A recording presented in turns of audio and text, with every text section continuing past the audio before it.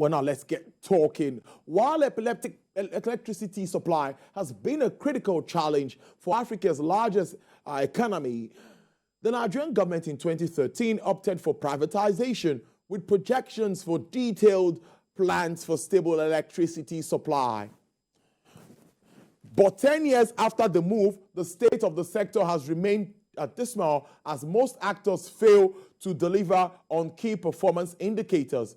With liquidity crisis hovering about 4 trillion naira and indebtedness which has affected the survival of some commercial banks, the generation companies, transmission as well as distribution are reportedly gasping to remain in business. To this end, the CBN has in the past 5 years spent more than 1.5 trillion naira to keep the nation's power sector from collapse, with little or no effect on the Nigerian economy as businesses and citizens are yet to reap its benefit. With this huge financial intervention in the power sector, the big question begging for answer now is why is Nigeria's power sector still at the state of comatose? Well, to provide solutions to this question and, of course, many others, and focusing on this intervention by the Apex Bank, I'm being joined virtually by an expert in this field. Yes, he is the former chairman of the Nigerian Electricity Regulatory Commission. He's no other person than Dr. Sam Amadi. Dr. Amadi, thank you so much. It's good to have you on the program this afternoon. Thank you. Thank you very much. We can call it loan, we can call it grant, we can call it, so many names we could call it, special intervention funds, special metering funds, all of this coming from the CBN and sometimes from the federal government into a privatized sector. I want to ask you, is this really the way to go? Well, yes and no. I mean, there is perhaps at the stage of our development of our market, electricity market today, there should be significant government public sector expenditure. But then it's where you are spending. So, for example, government will continue to improve regulation. Government will still make investment in transmission since it's still a public monopoly. But then the kind of intervention that we are seeing in terms of giving loan support to discos, show, and of course generators, show the low liquidity and the financial status of this market. The assumption on privatization, the major driver or objective, and in fact justification for privatizing, is that once you privatize, the sector will be more attractive to private sector investment. But it's arguable whether we have seen significant private sector investment after privatization. And that the debate might be around whether we've done enough to make the sector attractive or whether we have oversold the notion of a private sector investment in a market that's like ours. So what we see is that government has continued to do the heavy lifting, and some of those heavy lifting as a result of low private sector investment is because the sector is still not attractive, or maybe we assumed a lot about how privatization will reshape the commercial, the financial, and technical structure of this market. We've not seen that significant transformation. So, but in a sense, yeah, there should be continued public sector investment in electricity, but not of the sort that begin to do exactly what we did pre-privatization, but a sort that maybe provides common goods like transmission network until we privatize that side or somehow attract more private sector investment. But the investment we are seeing in metering, this should be part of the responsibility of the discos themselves.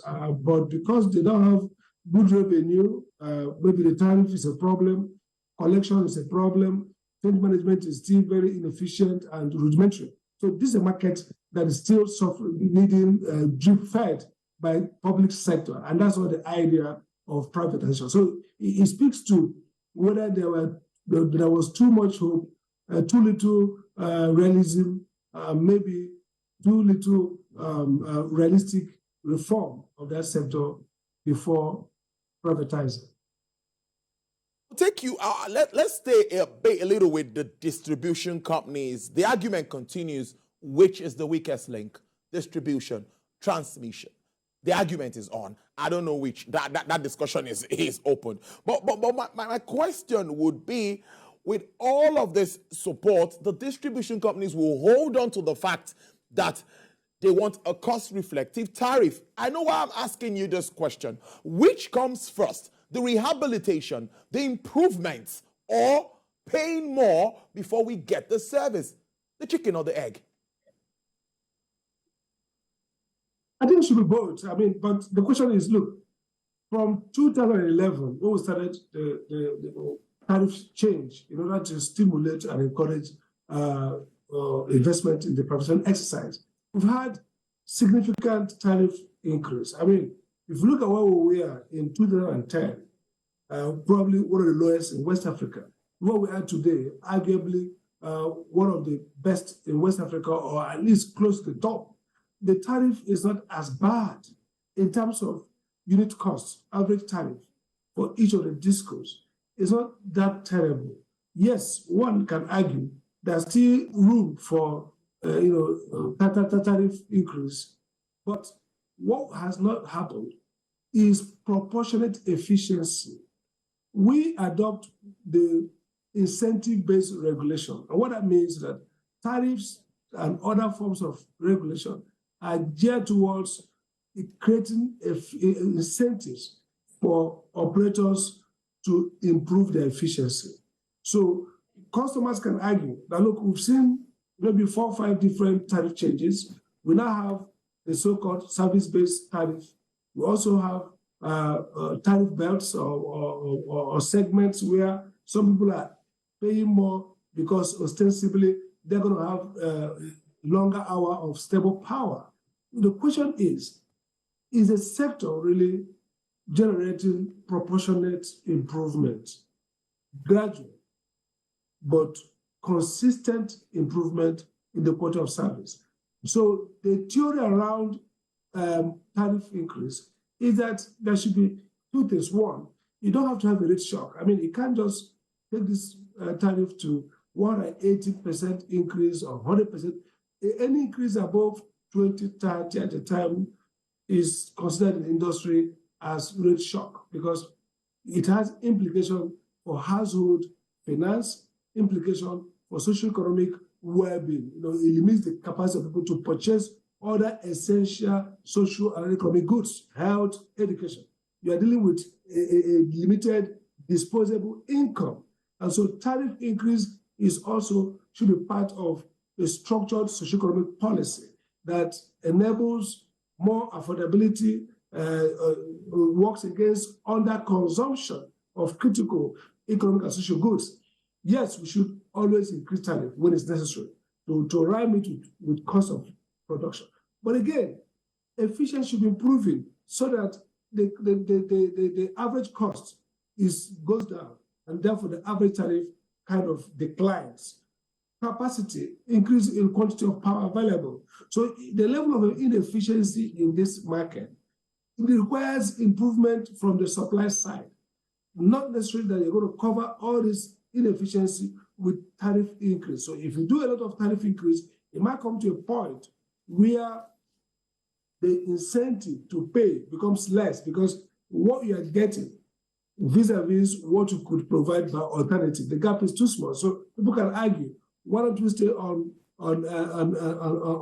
safe generation? Why don't we use solar panels and all kinds of stuff instead of paying for irregular and very bad power supply? So I think that the discourse should also think smarter, that there are low-hanging fruits. We need to ramp up quality of power supply so that we can incentivize tariff payment, and that will help the regulator unlock more tariff increase. Because if tariff increase gets too high and the proportionate improvement doesn't happen, then the total revenue spent for households on power will be too high, and they might be taking around alternatives. It also is going to affect power theft, because people will now have more incentive not to pay bills, to bypass, to pay electricity workers, to maybe reconnect them And basically, you increase the losses, both in terms of revenue for discos and overall ATTC losses.